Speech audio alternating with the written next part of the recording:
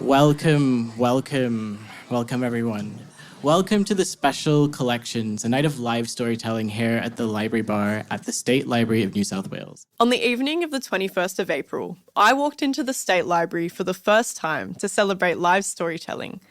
All the Best partnered with the State Library of New South Wales to mark 200 years of the State Library. With our production manager, Kwame Slusher, I got to present talented storytellers as they journey through how different types of libraries have impacted their lives. But we didn't just hear from the storytellers themselves. Here are the voices of some of the people who attended the State Library of New South Wales event. When I lived in Melbourne, at the bottom of my street was the most wonderful South Yarra Library. And I used to love seeing the children. And then I guess I was very fortunate. I worked in the city and then went to the wonderful library in Swanston Street with the big green room. And that was always an amazing experience.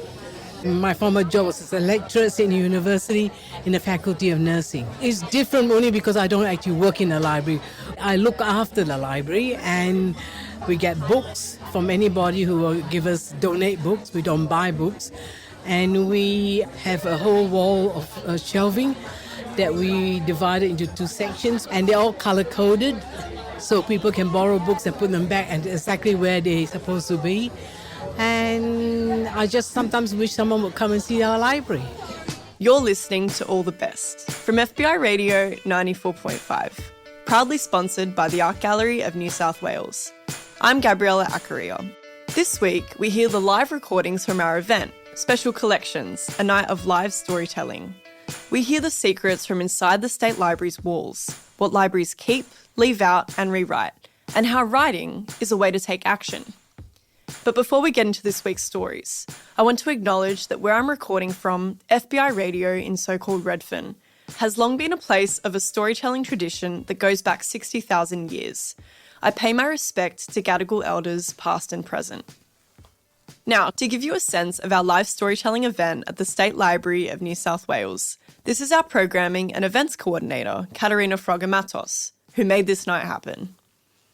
So as fate would have it, that Tuesday was the only day that week that had a forecast for rain, which, you know, if you talk to any event organiser, it's enough to cause a small panic. So instead of having the event outside on the rooftop of the library bar, we brought it inside. And I think that added a real magical touch to the night because what happened was it brought in everyone closer. The tables are much closer together inside. There's a beautiful wooden stage. There was low mood lighting. Bringing it indoors actually just changed the mood. It made it really more intimate and cozy. It felt like a jazz bar and it just created a really special, beautiful atmosphere for the storytellers to present in, and it really gave it that intimate setting that I'm not sure we could have had outside. So yeah, just being able to have people inside, comfortable, cozy, relaxed, just they could really lean into the stories, and they were exceptional stories. So libraries have been a part of my life ever since I can remember. For me, going to my local library is much of a ritual. It's like my second home. I basically live there. Apart from me forcing myself to go and work in the middle table in the quiet section, I have a little routine of turning up a little too late in the morning. Then I take myself out to a 1-hour lunch of either banh mi, rice paper rolls, or a chicken burger, sometimes all at once, from my favourite cafe. Coming back and chatting with everyone I meet and know as a further distraction from work, browsing all the Greek translations of pop culture books, and then getting my favourite iced tea on the way home. At the State Library, I discovered that everyone has their unique library experience. As part of a statewide campaign called The Library That Made Me, the State Library of New South Wales asked people what libraries meant to them. And here's what people said. Library means a lot to me and to my family and to the community I belong to. Is something that I even remember from growing up has always been a part of the community. I remember my parents bringing me here when I was a child, and I now get to bring my own 3 children back here too. As a young kid growing up, we're talking about pre-internet. So it was going to either the school library or the local library and doing your research, trying to get that book out before someone else gets it because you're all doing the same project. The library offers so much that people can take for granted in today's world, like, heating and air conditioning and free access to computers. I'm in the library almost every day after work or before work. I get distracted at home, so it gives me personal space to get things I need done. A few days a week I work from home, and it's a great environment to just escape the apartment. I watch a lot of TV shows, and when the season is over, I just come to the library and get a book because I can't wait for next season. We always get to take something home and read and return the following week to do it all over again. The library to me is just the most accessible place in the world. Just even waiting outside for the doors to open, the connections and friendships that I've made over the last few years that I've been coming here have just been absolutely wonderful. So I think it's really gone from just a place of housing books to a place where people can come together and connect. Like I mentioned before, it was my first time at the State Library, and the first thing I noticed walking in was just how extravagant it was. I'd heard about all of its beauty, but seeing it for the first time was something else. Did you know that the State Library of New South Wales has more than its book collection? In this first story, Rachel Cusick tells us about the whispers from the library quarters that go beyond the books you see on the bookshelves. It is a terrible thing to admit in a place like this, but I feel it's very important for us to be honest with each other if we're going to develop any sort of relationship tonight. And it's this. Up until recently, I didn't care much about libraries. I stopped going to my own local library when I was 8 after my big sister threw one of my library books out of a moving car window on a 3-lane high-speed highway, and I could never muster up the courage to go back to the librarian and tell her what happened. So instead, I let my overdue book tab rack up, and I never stepped foot in that library again.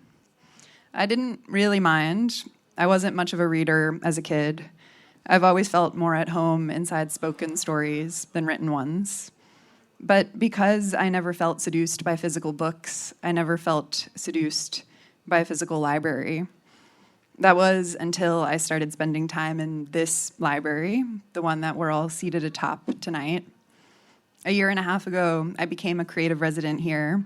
The goal was to sniff out stories to make a potential podcast with Annabel Crabb in honor of the library's 200th anniversary. I ended up spending months inside this building. And the thing that grabbed me immediately was not the sacred reading room or the killer Wi-Fi or the access to free lockers, though those are very fabulous. I love them.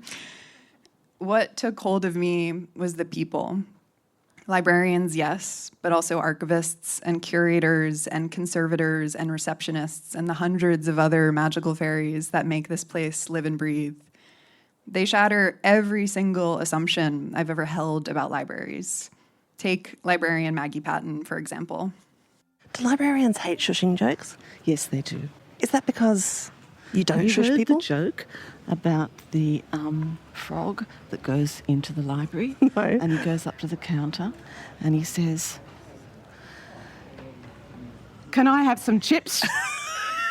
And the librarian says, "You're in a library." And he says, "Can I have some chips?" I think Maggie's comedic timing on that is fabulous. The people here are not quiet. They're not uptight wardens of law and order. In fact, the running joke on our team was that you'd ask a librarian a question and they'd say, "I probably shouldn't say this," and then turn directly into the microphone and divulge all of the best secrets of this place. One of their worst kept secrets is that what you all see upstairs, the beautiful reading rooms, the shelves of leather-bound books, that's just the tip of the iceberg. 7 floors of storage cut into the earth beneath us. Each floor is a different color, each floor with a compass painted on it because people get lost down there. If you laid the collections end to end, you'd get 140 kilometers of stuff. only a third of that is books. That's what reeled me in, the 4 million stories in here that live beyond books. For example, the library has a collection of fruit stickers from long digested apples.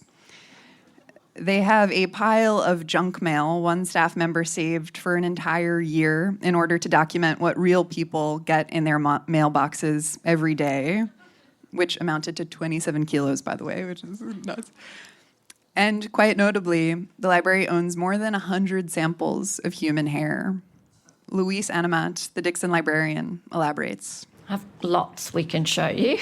Hair of famous people. A lock of Mary Shelley's hair. Some hair that remains a mystery. We don't actually know. And some hair that isn't from a head. I don't know whether I should say this, but we had one collection that came to us with a cutting of pubic hair enclosed in the love letter.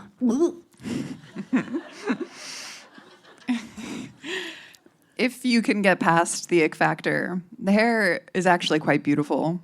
Each lock is a small piece of someone that a loved one couldn't bear to let go.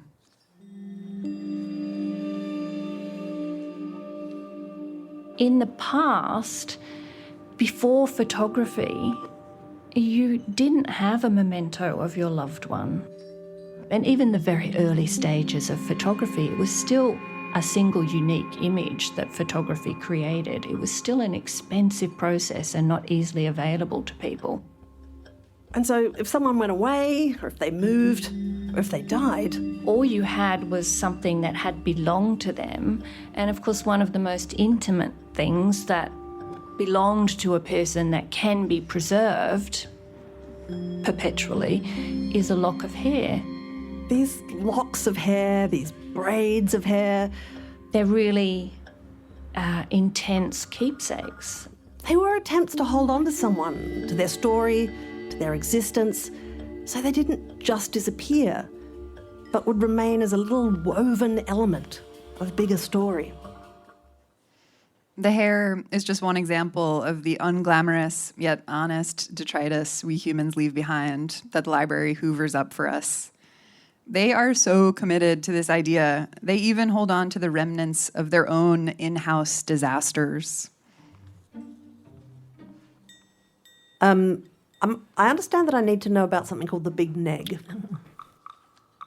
Well, things do happen in libraries that, we perhaps wish hadn't. And I remember when I first started work at the library and began working with the original materials collections, and I heard about the Holtman collection, which is internationally significant, a very large collection of glass plate negatives. Wet plate glass negatives. Now, I will go on to explain in really quite exhausting detail what exactly a wet plate glass negative is. But for now, just run your mind through what could possibly go wrong with a 1 metre by 1.5 metre sheet of glass, and you'll begin to imagine the situation that the library found itself in. And I would hear the story of, oh yes, but then there's the one that got broken. Shattered. Slid down the wall and smashed. 200 pieces of broken glass. Tiny little shards and glass dust. Just lying on the floor. The librarians who discovered the broken glass did what librarians here do. They swept up every single piece, including the dust, sorted them into boxes by size, and kept them for decades. The universe rewarded this particular brand of institutional hoarding when a new generation of staff arrived years later and reassembled the hundreds of pieces of glass like an office jigsaw puzzle. The story of that broken sheet of glass feels like the mascot of what this library does every single day. They save the random little fragments of our past, so the future has a fighting chance at piecing them together. Ronald Briggs, one of the library's first Indigenous librarians, a man who's worked here for 35 years, made me appreciate the full potential of holding on to these kinds of things for forever. It sounds really corny, but we used to say a lot, you can find yourself in the library. And you do, you really do.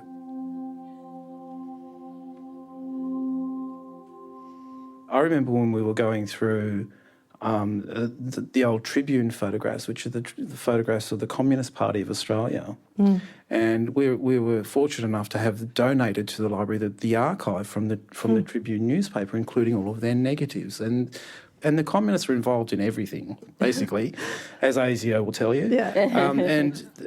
So they were involved in lots of protests, in lots of social movements and political movements that were happening in Australia, in the early part of the 20th century. And one of the things that they were involved with was the Freedom Ride. Yeah. Remember in 1965 when the students from Sydney University went throughout rural New South Wales to different towns protesting about segregation policies and racist, local governments and that sort of thing. And Charlie Perkins was one of the leaders of that ride. And one of the places they went to was Moree, which happens to be where I'm from, proud Kamilaroi fellow, Kamilaroi country, heart of Kamilaroi country, I might add. Come on now. Moree, being Moree. And I remember, sadly my dad's passed away now, but I remember him saying that whenever Charlie'd be on TV, he'd say, "Oh, there's Charlie, my old mate," and that sort of thing. And he'd just say, "Ha ha, yeah, right, whatever, Dad."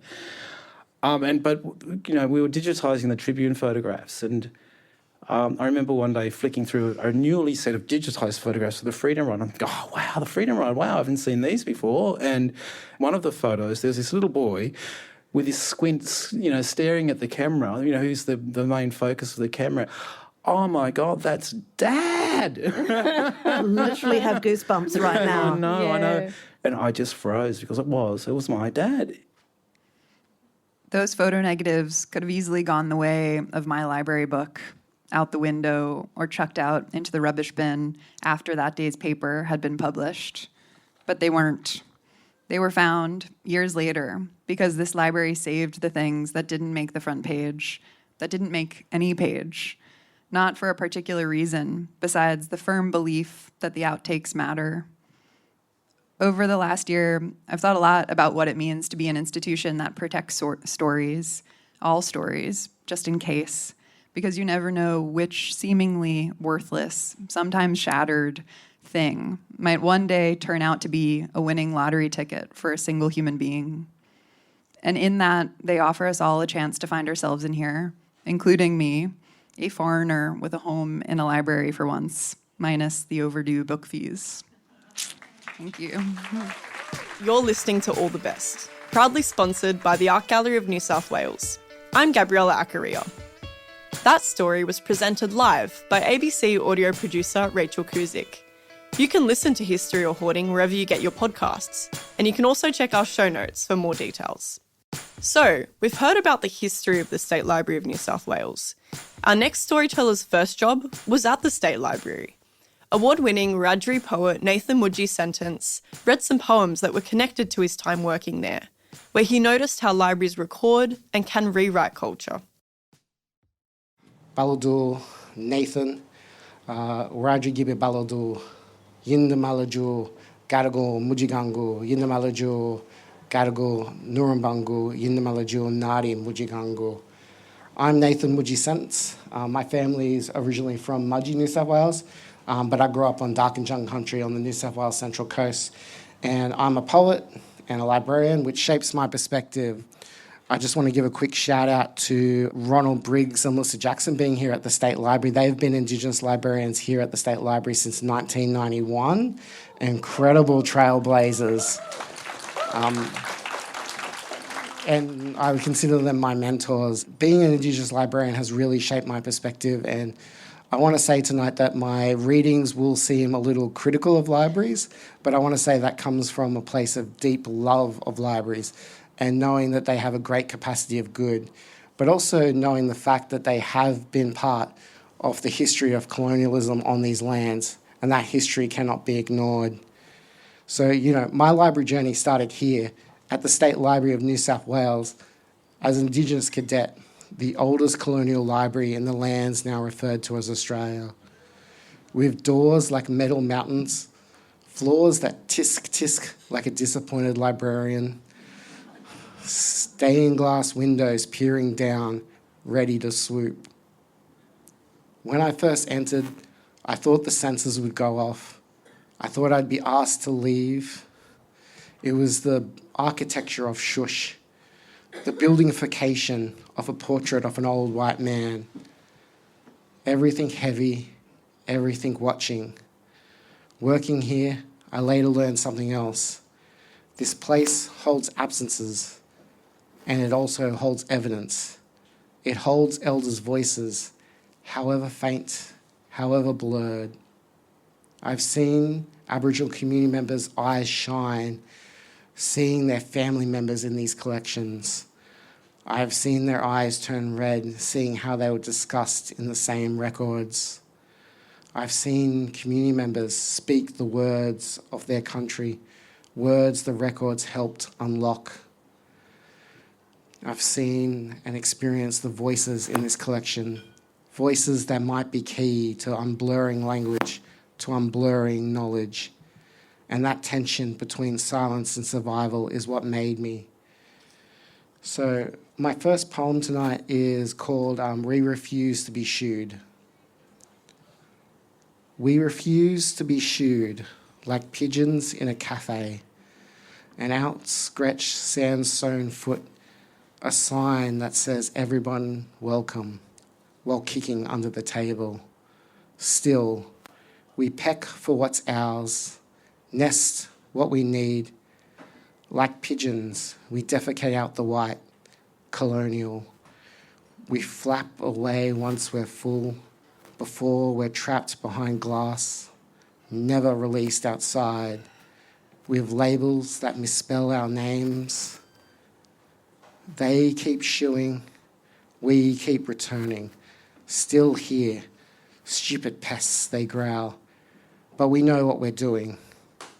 We poop on their tables and their heads. Leave the white, apparently it's good luck. Thank you. And I thought I'd share just a brief story about my time here at the State Library, just letting you know that some of the details are a little vague due to privacy, also a little vague because my memory's bad. Early in my library career here at the State Library, an Aboriginal community group visited. I remember one visit in particular, and Arnie picked up a diary, I think it was a missionary's. It recorded her story. She lit up. That's me, she said.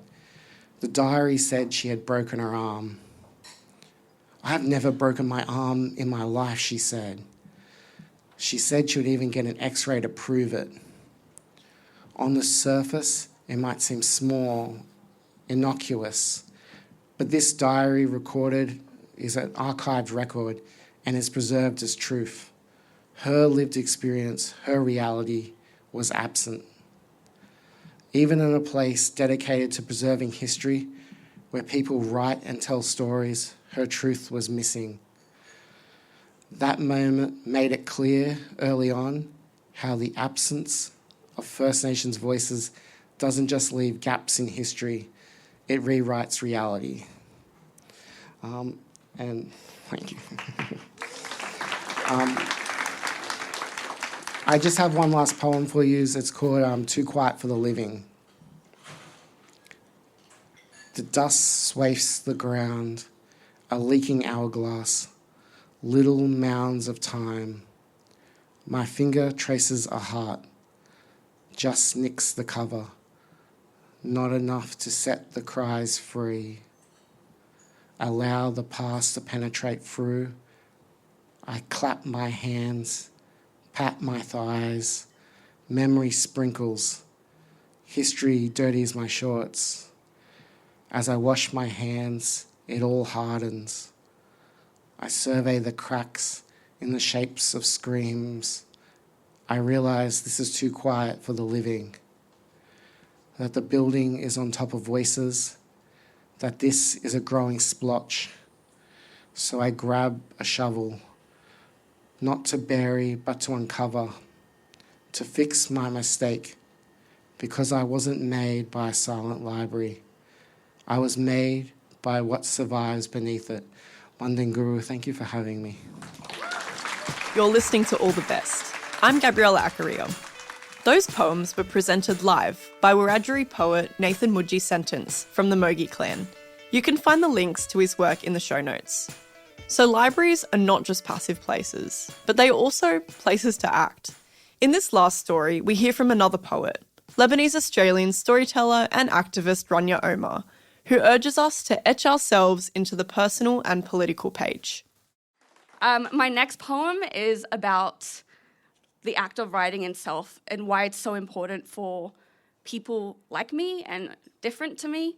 And I'm going to jump right in. Write a letter to a phrase, adopted from my Levant ancestors, teach lessons with only a few words that dip scales with their meaning. Record the clever phrases like Ruh Belet El Baher, go tile the sea, before they are lost. Write a letter to a sentence, watch as it becomes an ode to recycled knowledge. Curves and straight lines of every alphabet, some sentences can change your life. Like, they made it there safely. They survived the genocide. Write a letter to a paragraph, drawing intangible thoughts into existence, breathing life into fallible ink. When eyes interpret my chaotic scribbles, missing letters, punctuation, and crooked lines across the page, they interpret the sometimes elaborately stunted markings of my life. Write a letter to a short story, get creative with techniques, use ball bristle brushes to paint the color of a world, preserve it and record it because you feel the need to teach a lesson or fantasize about an alternate universe or create for creation's sake. Write a letter to an article, summarize it for the masses, chew solids into liquids that pass through your readers, forgotten at the next piss. Unless you use tropes and sensations and gossip and maybe truth, it can feel unsatisfying, but you do it anyway because it is the way to make knowledge known. Write a letter to an essay, communicate with unbridled passion, share concepts like clay, shape them. Essays that are avoided by kids are forgotten in the teenagehood of some adults, but live and pour out of seeking hearts and starving minds. They need to break apart illusions so that we can see. Write a letter to a novel, burrow into the blank page to enter a new world, emerge with ink in your fingernails and smudges settled into the creases in your face because you can't leave it alone, because there are too many parts and side quests, because it's a journey that you need someone to go on. Write a letter to a textbook. Talk about the importance of education. Notice the snooty upturned noses at First Nations history. The colonizers tell their version of the story with an agenda, knowing they are the basis of the curriculum, but we choose to rewrite history with truth. Bring back colour to their intentional black and white images. It really wasn't that long ago. Write a letter to a poem.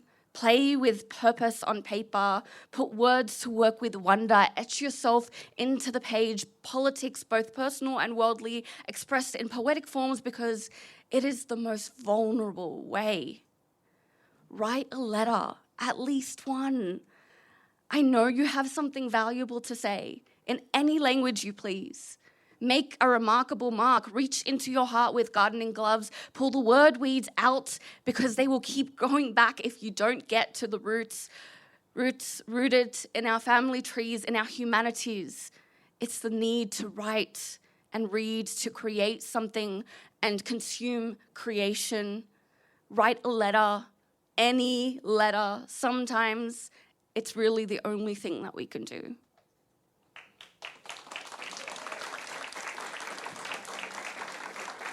Thank you. So I wrote that because I felt like I've spoken to so many people and they're like, oh, you do poetry, that's so cool. And I'm like, yeah, you can too, let's do it together. And they're like, no, I can't. Like, I don't have the talent. And I was like, can you think? Yes. Do you have the ability to write, whether with pen or typing or something like that? Yes. That's it. That's what you need. Just a brain and some words.